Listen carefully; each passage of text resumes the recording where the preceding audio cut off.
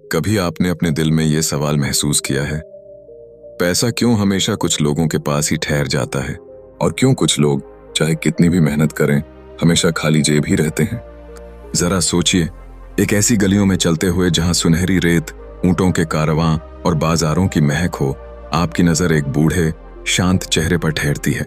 वो चेहरे पर सैकड़ों कहानियां लिए बैठा है। यह है बाबिलोन का सबसे अमीर आदमी आर्काद। पर आज वो आपको कोई सिक्का नहीं देने वाला, बल्कि ऐसा गुप्त खजाना देने वाला है जो सोने से भी कीमती है। यही तो है the richest man in Babylon, George Samuel Klaassen की वो किताब जिसने लाखों लोगों को पैसों की सोच बदलना सिखाया। लेकिन इस कहानी को समझने के लिए आपको सिर्फ कान नहीं, दिल भी खोलना होगा। इस वीडियो में मैं आपको बैबिलोन की गलियों में ले जाऊंगा, वहां जहां तंग गलियों में अमीरी और गरीबी एक साथ सांस लेती थी, जहां सोने की चमक भी थी और कर्ज के अंधेरे भी। आपको मिलवाऊंगा उन लोगों से जिन्होंने पैसों के रहस्य को समझा और उन लोगों से जो उसे कभी नहीं समझ पाए।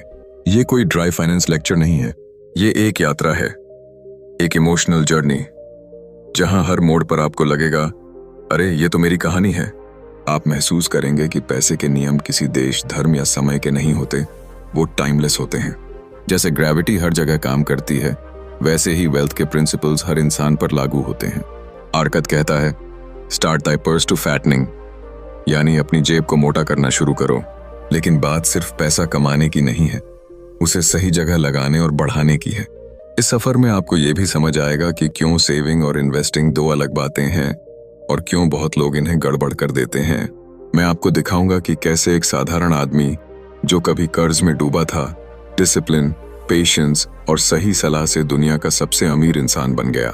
और ये भी कि आप अपने आज के छोटे छोटे फैसलों से आने वाले कल की फाइनेंशियल फ्रीडम की नींव रख सकते हैं। सोचिए, अगर एक हजारों साल पुरानी सभ्यता से उठाई गई बातें आज भी उतनी ही रेलेवेंट हैं, तो हम उन्हें नजरअंदाज करके क्या खो रहे हैं। आपको लगेगा कि ये तो सिर्फ एक किताब है, लेकिन असल में ये आपके और आपके परिवार के आने वाले वर्षों की फाइनेंशियल स्टोरी बदल सकती है। तो बैठिए आराम से, क्योंकि हम सिर्फ सुनाने नहीं जा रहे, हम जीने जा रहे हैं उस कहानी को, जहां रेत के कणों में छुपी होगी हर मेहनत की कीमत और जहां हर सीखे गए सबक में मिलेगा आपके सपनों का रास्ता। By the end of this journey, आप न सिर्फ the richest man in Babylon को समझेंगे, बल्कि अपने अंदर के उस इंसान को भी जो एक दिन फाइनेंशियल सक्सेस के शिखर पर खड़ा होगा। चैप्टर 1, सोने की चाह रखने वाला आदमी। पुराने बाबिलोन की संकरी गलियों में, जहां मिट्टी की दीवारें सूरज की गर्मी से तप रही थीं, वहां एक युवक तेजी से अपने औजार संभालते हुए काम कर रहा था। उसका नाम था बांसिर और वो पेशे से रथ बनाने वाला था। उसका हाथ हुनरमंद था, लकड़ी में जान डालने वाला था और उसका काम राजाओं तक की नजर खींच सकता था। लेकिन उस दिन उसके चेहरे पर एक अजीब सा सन्नाटा था। उसकी आंखें, जो कभी सपनों से भरी रहती थीं, आज गहरे सोच में डूबी थीं। हाथ औजार पर थे मगर दिल कहीं और था। उसके सामने खड़ा था उसका दोस्त कॉबी, जो एक संगीतकार था। कॉबी ने मुस्कुराते हुए पूछा, बंसीर, आज तुम्हारे हाथ क्यों रुक गए हैं? तुम्हारा मन इतना भारी क्यों है? बंसीर ने गहरी सांस ली और कहा, कॉबी, मैं सोच रहा हूं कि मैं इतने सालों से काम कर रहा हूं, दिन रात पसीना बहा रहा हूं, लेकिन मेरी जेब हमेशा खाली क्यों रहती है?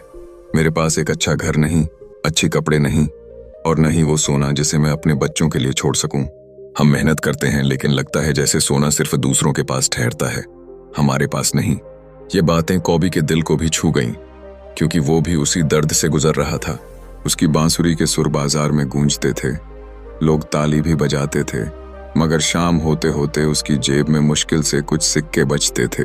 दोनों दोस्तों ने महसूस किया कि उनके भीतर एक जलती हुई चाह है, सोने की चाह, अपने और अपने परिवार के लिए सुरक्षित और सम्मानजनक जीवन की चाह। तभी उन्हें याद आया उनका बचपन का दोस्त आर्काद, वही आर्काद जो कभी उनके जैसा साधारण इंसान था, लेकिन अब बाबिलोन का सबसे अमीर आदमी माना जाता था। उन्होंने तय किया कि वो उसके पास जाएंगे और जानेंगे कि आखिर वो कैसे वहां तक पहुंचा।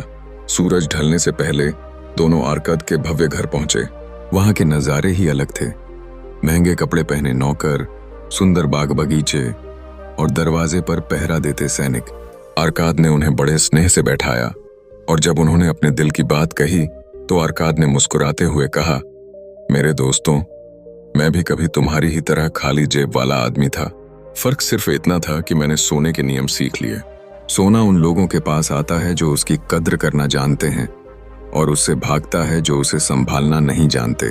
उसकी आंखों में वो चमक थी जो अनुभव से आती है, किताबों से नहीं। आर्कर ने बताया कि कैसे उसने एक समझदार व्यक्ति से सलाह ली, कैसे उसने अपनी कमाई का एक हिस्सा हमेशा अपने पास रखा, और कैसे उसने धैर्य और सही निवेश से अपने सपनों को हकीकत में बदला। बंसीर और कोबी ध्यान से सुन रहे थे, मानो हर शब्द उनके दिल में उतर रहा हो। उन्हें एहसास हुआ कि उनका गुस्सा, उनकी शिकायतें, उनकी गरीबी, ये सब बदल सकती है अगर वे अपने सोचने और जीने का तरीका बदल लें। उस शाम जब वे घर लौटे तो उनकी जेबें भले खाली थीं, लेकिन दिल में एक नई उम्मीद थी। वो जानते थे कि सोना उनकी जिंदगी में अचानक नहीं बरसेगा, लेकिन अगर वे नियम सीख लें और उन्हें निभाएं, तो एक दिन उनकी कहानी भी आर्काद जैसी हो सकती है। पुराना बाबिलोन शायद अब मिट्टी में दब चुका है, लेकिन उस दिन की वो चाह, वो जलती हुई आग, आज भी हर उस इंसान के दिल में जल सकती है जो अपने सपनों को सिर्फ सपनों में नहीं, हकीकत में देखना चाहता है। और यही असली शुरुआत है अमीरी की यात्रा की। चैप्टर 2, बाबिलोन का सबसे अमीर आदमी। रेगिस्तान की सुनहरी रेत पर ढलते सूरज की रोशनी बिखरी हुई थी। बाबिलोन के ऊंचे दरवाजों से होकर बाजार में लोगों की चहल पहल गूंज रही थी। व्यापारियों की आवाजें, ऊंटों की घंटियों की टन-टन और मसालों की खुशबू हवा में घुली हुई थी। भीड़ के बीच दो पुराने दोस्त, बंसिर एक रथ बनाने वाला और कोबी एक संगीतकार, अपने अपने काम से लौटते हुए मिले। चेहरे पर थकान थी और आंखों में वही पुरानी चिंता, जेब में सिक्के कम, सपने ज्यादा। बंसिर ने अपने दोस्त से कहा, हमारी मेहनत इतनी क्यों कमाती है? सालों से काम कर रहे हैं पर जेब कभी भरती ही नहीं। कोबी ने सहमति में सिर हिलाया, हमारे सपने तो जैसे रेत की तरह हाथ से फिसलते जाते हैं। कुछ पल की चुप्पी के बाद उनके मन में एक ही नाम आया, आर्काद। वह आदमी जिसके बारे में पूरा बाबिलोन जानता था, शहर का सबसे अमीर इंसान। आर्काद की कहानी कोई जादू की नहीं थी, बल्कि ऐसे संघर्ष से भरी थी जो हर सुनने वाले के दिल को छू ले।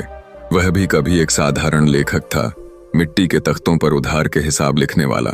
उसके पास न सोना था, न कोई खास हुनर, बस एक जलता हुआ सवाल, मैं अमीर कैसे बनूं?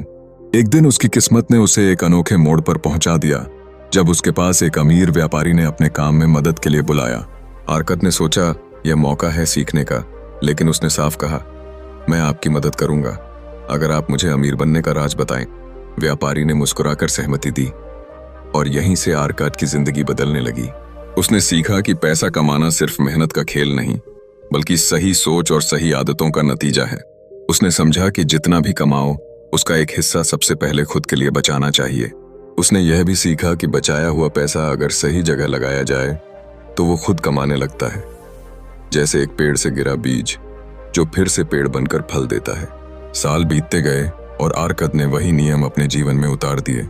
धीरे धीरे उसकी बचत बढ़ी, उसका निवेश बढ़ा और उसके पास इतना सोना हो गया कि बाबिलोन का कोई भी बाजार, कोई भी सौदा उसकी पहुंच से बाहर न रहा। पर असली बात यह थी कि उसने कभी लालच को अपनी सोच पर हावी नहीं होने दिया। वो जानता था कि अमीरी सिर्फ जेब की नहीं, दिमाग और दिल की भी होनी चाहिए। जब बंसिर और कोबी उसके पास पहुंचे तो आर्काद ने उन्हें वही सिखाया जो कभी उसने सीखा था, पैसा अपने लिए काम करवाओ, अपनी जरूरत से कम खर्च करो और बचत को सोने के जैसे संभालो। उसने कहा, सोना उस आदमी की तरफ दौड़ कर आता है जो उसे बुलाना जानता है, और उस आदमी से भाग जाता है जो उसे लापरवाही से खर्च करता है। उस दिन उन दोनों दोस्तों ने महसूस किया कि गरीबी कोई किस्मत की मार नहीं, बल्कि गलत आदतों और सोच का नतीजा है, और अमीरी कोई जादुई वरदान नहीं, बल्कि सही फैसलों और धैर्य की कमाई है।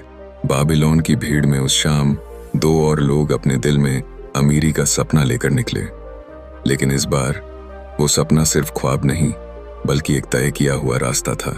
आर्काद की कहानी हमें सिखाती है कि अमीरी की शुरुआत जेब से नहीं, दिमाग से होती है, और जो इंसान अपनी सोच बदल लेता है उसके लिए रेगिस्तान की रेत में भी सोना छुपा होता है, बस उसे खोजने का हौसला चाहिए। चैप्टर 3, पतली जेब के 7 इलाज। बाबिलोन की सुनहरी रेत पर जब सूरज ढलने लगता तो गलियों में हल्की ठंडी हवा बहती थी। उस वक्त बाजारों में अब भी सौदे चल रहे होते, लेकिन शहर के कुछ लोग ऐसे थे जिनके चेहरे पर हमेशा चिंता की लकीरें रहती। वे मेहनत तो खूब करते, पर जेब कभी भरती नहीं थी। उनकी थकी हुई आंखों में एक ही सवाल था, हम मेहनत क्यों करें अगर आखिर में हमारे पास कुछ बचता ही नहीं। इसी बेचैनी के बीच एक जगह लोगों का झुंड जमा हुआ था। बीच में खड़ा था आर्काद, वो शख्स जिसे लोग the richest man in Babylon कहते थे। उसके पास सोने से भी कीमती चीज थी, अनुभव। और आज वो अनुभव हर उस इंसान के लिए था जो खाली जेब से थक चुका था। आर्काद ने मुस्कुराते हुए कहा, दोस्तों, मैंने भी जीवन की शुरुआत तुम्हारी तरह खाली हाथ से की थी। फर्क बस इतना है कि मैंने अपनी जेब को मोटा करने का एक तरीका सीख लिया। और यह कोई जादू नहीं, बल्कि कुछ आसान से नियम हैं जिन्हें कोई भी अपना सकता है। उसने एक कहानी सुनाई। कभी एक गरीब ऊंट चालक था जिसकी कमाई इतनी कम थी कि महीने के आखिर में घर चलाना भी मुश्किल हो जाता था। एक दिन उसने ठान लिया कि चाहे जितना भी मुश्किल हो, हर कमाई में से थोड़ा हिस्सा खुद के लिए बचाएगा। पहले महीने उसे लगा जैसे वो खुद को भूखा रख रहा है, लेकिन कुछ ही महीनों में उसकी छोटी सी थैली में कुछ सिक्के जमा हो गए और यही छोटी शुरुआत उसके बड़े बदलाव की जड़ बनी।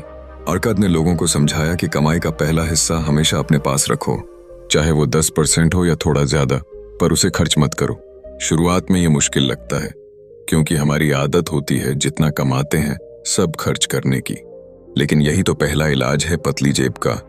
अपनी आय का एक हिस्सा सबसे पहले खुद के लिए रखना। उसने आगे कहा, जब तुम्हारी थैली में सिक्के जमा होने लगते हैं तो उन्हें सोने की तरह ठंडा मत रहने दो, उन्हें काम पर लगाओ। पैसा अगर सही जगह निवेश हो तो वो तुम्हारे लिए और पैसा कमाता है। जैसे एक खेत में बीज बोते हो और वो कई गुना फसल देता है। पर आर्काद ने चेतावनी भी दी, पैसा सिर्फ सही दिमाग और सही सलाह पर ही भरोसा करता है। अगर तुम उसे बिना सोचे समझे खर्च करोगे तो वो किसी प्यासे रेत के नीचे गायब हो जाएगा। भरोसेमंद जगह निवेश करो, वरना मेहनत का फल खो दोगे। लोग मंत्रमुग्ध होकर सुनते रहे। उनकी आंखों में उम्मीद की चमक थी। आर्काद ने कहा, दोस्तों, जब तुम अपनी जेब को भरने और पैसे को बढ़ाने की कला सीख लेते हो तो एक दिन ऐसा आता है जब तुम्हारा पैसा तुम्हारे लिए काम करता है और तुम चैन से जीते हो। तब तुम्हें हर सुबह काम पर जाने की मजबूरी नहीं होगी, बल्कि काम करने की खुशी होगी। शाम ढल चुकी थी, हवा में ठंडक और लोगों के चेहरों पर नई ऊर्जा थी। हर कोई अपने अपने मन में सोच रहा था, अगर एक ऊंट चालक अपनी जिंदगी बदल सकता है तो मैं क्यों नहीं। और यही है पतली जेब को मोटी करने का राज। अनुशासन, धैर्य और सही दिशा में बढ़ाया गया हर छोटा कदम जो समय के साथ अमीरी की सबसे मजबूत नींव बन जाता है। चैप्टर 4, पैसा कमाने के 5 नियम। सोचिए, आपके हाथ में अभी अभी एक थैली आई है जिसमें सोने के चमचमाते सिक्के भरे हुए हैं। दिल तेज धड़क रहा है, आंखों में सपनों की झिलमिलाहट है और मन में एक मीठा सा डर भी, कहीं ये दौलत हाथ से निकल न जाए।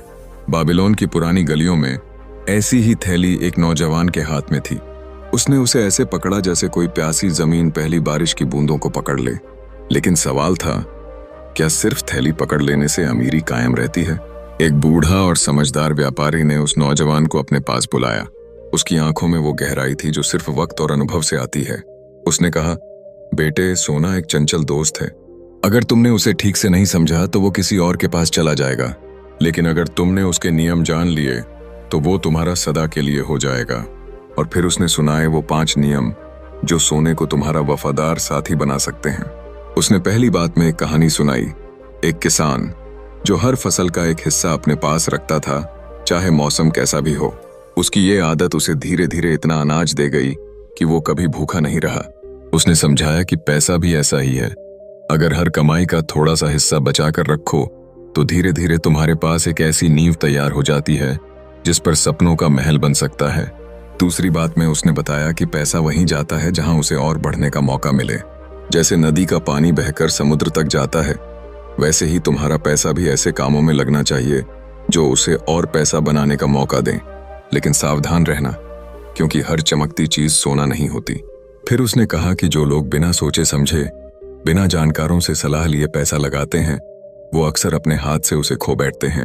एक मूर्ख ने एक बार अपने सारे सिक्के ऐसे जहाज में लगा दिए जो कभी किनारे तक पहुंचा ही नहीं, और तब उसने जाना कि बिना समझ के किया गया निवेश एक अंधे घोड़े पर सवार होने जैसा है, गिरना तय है। चौथी शिक्षा में उसने उस व्यक्ति की कहानी सुनाई जिसने लालच में आकर एक धोखेबाज की बात मान ली और अपनी सारी जमा पूंजी गंवा दी। वो कहता है, grid is like a fire. अगर उसे काबू में रखो तो वो रोशनी और गर्मी देती है, लेकिन अगर उसे खुला छोड़ दो तो वो सब कुछ जला डालती है। अंत में उसने बताया कि पैसा उन लोगों के पास टिका रहता है जो उसे समझदारी से, धैर्य के साथ और सही जगह लगाते हैं। एक व्यापारी ने सालों तक धीरे धीरे अपना कारोबार बढ़ाया, कभी भी जल्दबाजी नहीं की, और आज उसके पास इतनी दौलत थी कि वो आने वाली पीढ़ियों को भी संभाल सके। इन बातों के पीछे सिर्फ गणित नहीं, बल्कि इंसानी समझ, धैर्य और अनुभव की ताकत छुपी थी। बाबिलोन की गर्म हवाओं में, उन प्राचीन पत्थरों के बीच, ये बातें एक खजाने की तरह आगे बढ़ती रहीं। आज भी हजारों साल बाद जब हम अपने जीवन में इन नियमों को अपनाते हैं तो सोना सिर्फ हमारी जेब में नहीं, हमारे दिल और दिमाग में भी बसने लगता है। और फिर दौलत सिर्फ सिक्कों की गिनती नहीं रहती, वो बन जाती है एक ऐसी ताकत जो हमें और हमारे सपनों को साकार करती है। चैप्टर 5, कर्ज के गड्ढे से बाहर निकलना। रेगिस्तान की तपती हवा में, बाबिलोन के बाजारों की हलचल के बीच एक थका हुआ चेहरा नजर आता है। माथे पर पसीने की बूंदें, आंखों में थकान और कंधों पर अदृश्य बोझ। ये बोझ सिर्फ थकान का नहीं, बल्कि कर्ज का है। कर्ज एक ऐसा शब्द जो सुनते ही दिल की धड़कन तेज कर देता है, नींद छीन लेता है और इंसान की हिम्मत तक को खा जाता है। एक समय था जब इस आदमी के पास सपने थे, लेकिन गलत फैसलों, लापरवाह खर्चों और समय पर न चुकाए गए पैसों ने उसे उस गहरे गड्ढे में धकेल दिया जहां से बाहर निकलना असंभव लगता था। लोग उसे देखते और कानों में फुसफुसाते, ये कभी उधार लौट आएगा नहीं। ऐसे में आत्मसम्मान भी धीरे धीरे मरने लगता है। लेकिन बाबिलोन में कुछ लोग थे जो मानते थे कि कोई भी इंसान अपनी गलती सुधार सकता है, बशर्ते उसमें हिम्मत हो और वह ईमानदारी से प्रयास करे। यही सोच लेकर एक ऊंट व्यापारी, जिसे लोग उसकी बुद्धिमत्ता और अनुशासन के लिए जानते थे, इस परेशान आदमी से मिला। उसने कहा, कर्ज एक ऊंट की तरह है। अगर तुम इसे सही तरीके से काबू में नहीं रखते तो ये तुम्हें रेगिस्तान में घसीट ले जाएगा, लेकिन अगर तुम लगाम पकड़ लो तो ये तुम्हारे लिए सफर आसान कर देगा। उस व्यापारी ने उसे सिखाया कि कर्ज से निकलना सिर्फ पैसों का खेल नहीं, बल्कि आदतों और सोच का खेल है। सबसे पहले जरूरी था अपने आप से वादा करना कि जो कर्ज लिया है उसे हर हाल में चुकाना है, चाहे इसके लिए आज के आराम की कुर्बानी क्यों न देनी पड़े। फिर उसने सलाह दी कि जो भी कमाई हो उसमें से सबसे पहले एक हिस्सा खुद के लिए बचाओ, क्योंकि अगर तुम हमेशा सिर्फ कर्ज चुकाने के बारे में सोचोगे तो कभी अपनी जिंदगी खड़ी नहीं कर पाओगे। बचा हुआ हिस्सा ईमानदारी से अपने उधारदाताओं में बांटो ताकि उनका भरोसा वापस आ सके। ये रास्ता आसान नहीं था। हर दिन एक नया लालच सामने आता, बाजार में नई चीजें, दोस्तों के साथ जश्न, या वो सपने जो पैसे खर्च करने पर ही पूरे होते। लेकिन इस आदमी ने सीखा कि असली जश्न तब है जब तुम्हारा नाम साफ हो, जब तुम बिना डर के किसी की आंखों में देख सको और जब रात को बिना चिंता के सो सको। कर्ज के गड्ढे से बाहर निकलना किसी तेज रफ्तार दौड़ जैसा नहीं, बल्कि लंबी और थकाने वाली चढ़ाई जैसा था। हर महीना थोड़ा थोड़ा करके बोझ हल्का होता गया और एक दिन, सालों बाद, वो दिन आया जब आखिरी सिक्का भी चुका दिया गया।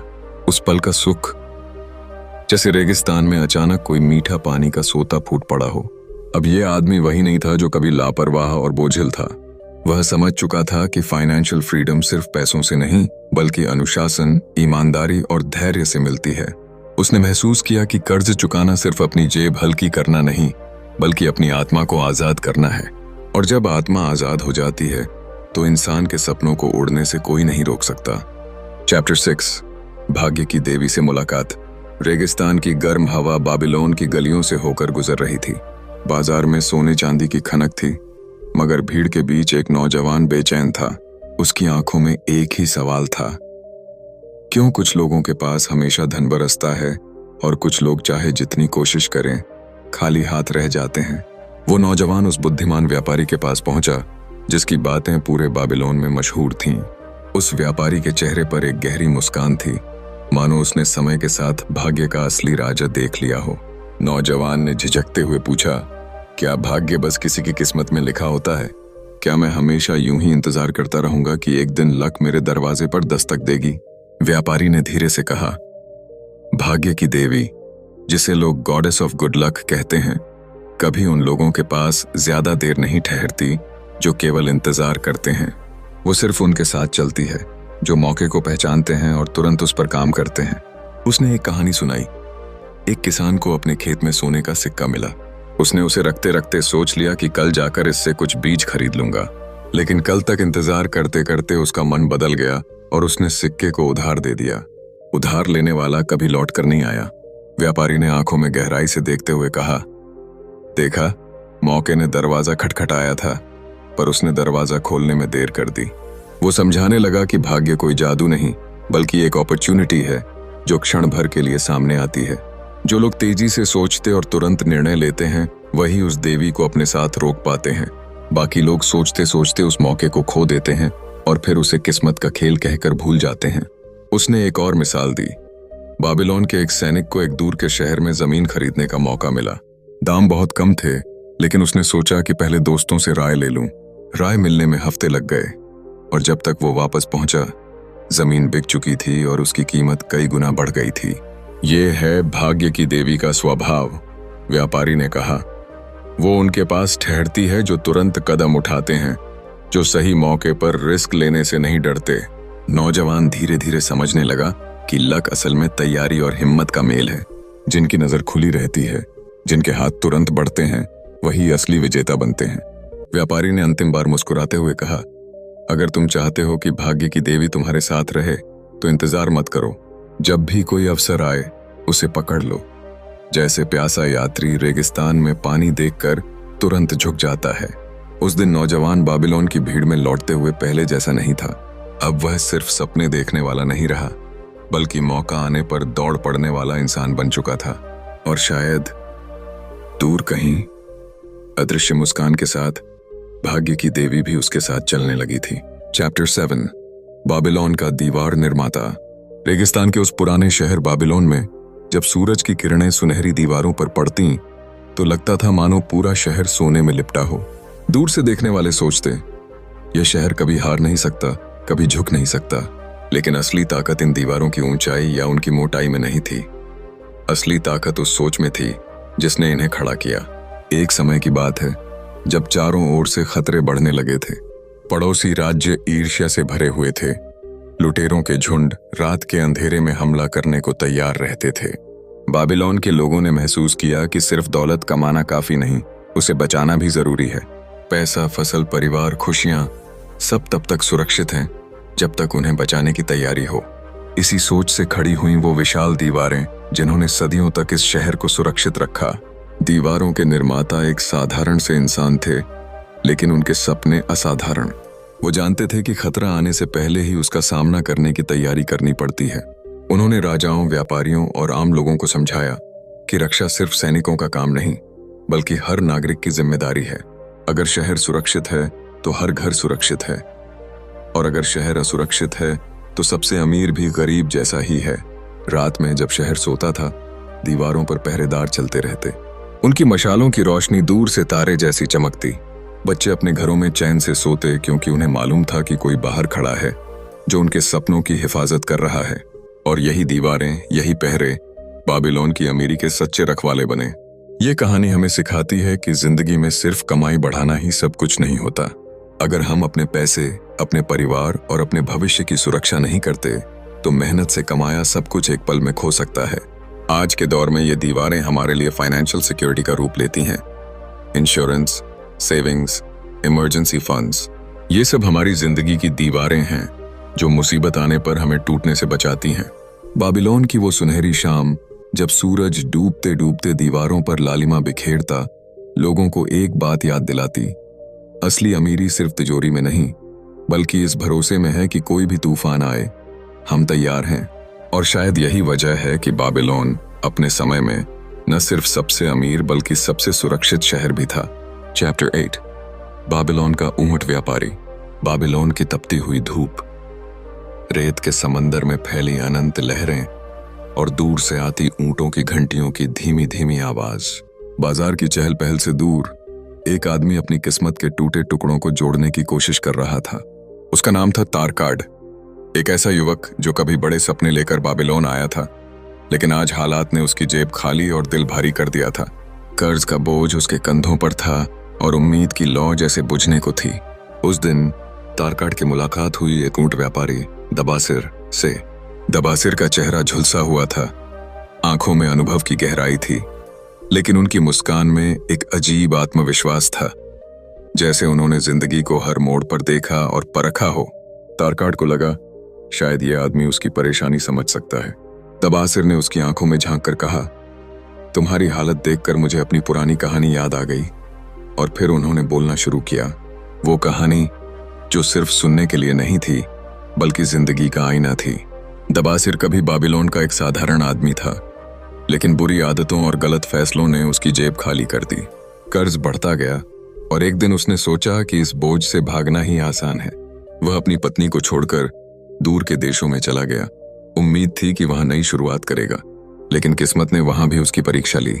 नए शहर में काम की तलाश न मिलने पर उसने जल्दबाजी में एक ऐसा कदम उठाया जो उसकी जिंदगी की सबसे बड़ी गलती बन गया। वह एक लुटेरे गिरोह के साथ जुड़ गया। जल्द ही वह पकड़ा गया और गुलाम बना दिया गया। अब उसके पास ना आजादी थी, ना सम्मान और ना ही अपने जीवन पर कोई हक। गुलामी के उन दिनों में जब उसकी आत्मा टूट चुकी थी, उसकी मुलाकात अपने मालिक की पत्नी से हुई। वह एक बुद्धिमान और दयालु महिला थी, जिसने दबासिर से एक सवाल पूछा, क्या तुम दिल से गुलाम हो या सिर्फ हालात ने तुम्हें कैद किया है? यह सवाल सीधा उसके दिल में उतर गया। उसे एहसास हुआ कि असली गुलामी तो उसके मन में थी। वो डर, वो आलस्य, वो भागने की आदत जिसने उसे यहां तक पहुंचा दिया था। दबासिर ने तय किया कि चाहे कुछ भी हो जाए, वह अपनी आजादी वापस पाएगा और अपना सम्मान लौटाएगा। एक मौके का इंतजार करते हुए उसने हिम्मत दिखाई, गुलामी से भाग निकला और लंबी यात्रा करके बाबिलोन वापस आ गया। वापस आकर उसने एक कठिन लेकिन सच्चा रास्ता चुना, अपने कर्ज को ईमानदारी से चुकाने का। उसने ऊंट व्यापारी का काम शुरू किया, छोटी छोटी कमाई को जोड़कर एक एक सिक्का कर्जदाताओं को लौटाया। ये सफर आसान नहीं था। कई बार थकान, भूख और निराशा उसे तोड़ने आई, लेकिन हर बार वह उस सवाल को याद करता, क्या तुम दिल से गुलाम हो? समय बीतता गया और आखिरकार दबासिर ने अपना सारा कर्ज चुका दिया। वह सिर्फ एक सफल ऊंट व्यापारी ही नहीं, बल्कि बाबिलोन का एक सम्मानित नागरिक बन गया। उसकी कहानी इस बात की गवाही थी कि असली अमीरी सोने चांदी से नहीं, बल्कि अपने वचनों को निभाने और अपने डर को जीतने से आती है। तारकाट चुपचाप सुनता रहा। उसकी आंखों में चमक लौट आई थी। उसने महसूस किया कि हालात चाहे जैसे भी हों, अगर इरादा मजबूत है और मेहनत सच्ची, तो कोई भी अपनी किस्मत बदल सकता है। दबासिर की कहानी सिर्फ बाबिलोन की रेत में दबी कोई पुरानी दास्तान नहीं थी। वो आज भी हर उस इंसान के लिए एक मशाल है जो कर्ज, असफलता या हालात के अंधेरे में फंसा हुआ है।